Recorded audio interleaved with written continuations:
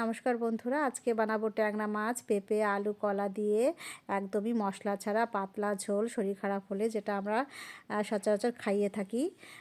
তো এটা আমি কড়াইতে তেল গরম করে এবার অল্প একটু তেল দেবো, কারণ ট্যাংরা মাছ তো ফোটে।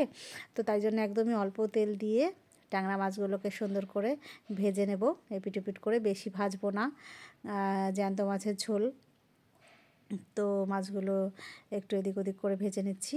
আর এটা খুব একটা ভালো টিপস, যে মাছগুলো ফোটে সেই মাছে সবসময় অল্প তেল দিয়ে ভাজলে তাহলে তেল আর ছিটকাবে না মুখের মধ্যে বা হাতে পায়ে।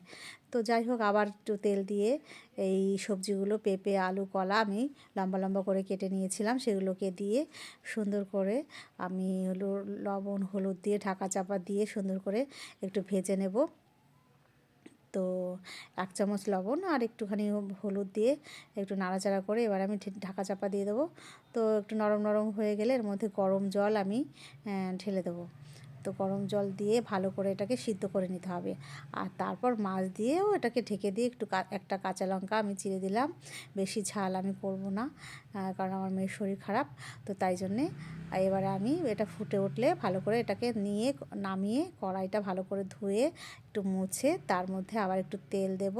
তেলের মধ্যে দিয়ে দেবো 2 চামচ জিরে। জিরেটা ভালো করে ভাজা ভাজা হয়ে গেলে খানিকটা তুলে নিয়ে আমি হামানদিস্তার মধ্যে রেখে দিচ্ছি। আর বাদ বাকি তেলের মধ্যে আমি দিয়ে দেবো একটা তেজপাতা আর একটা কাঁচা লঙ্কা। সেটাকে একটু ফাটিয়ে দুটো টুকরো করে নিলাম। তো এটা দিয়ে ফোড়ন হয়ে গেল এটা।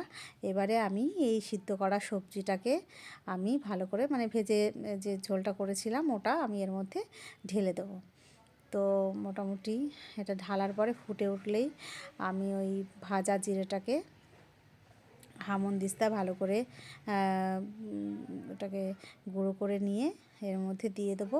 তো এই খাবারটা হচ্ছে খুব অল্প তেলে রান্না, মশলা ছাড়া, কিন্তু গরম ভাতে খেতে অসাধারণ। কেমন লাগলো অবশ্যই কিন্তু জানাবেন।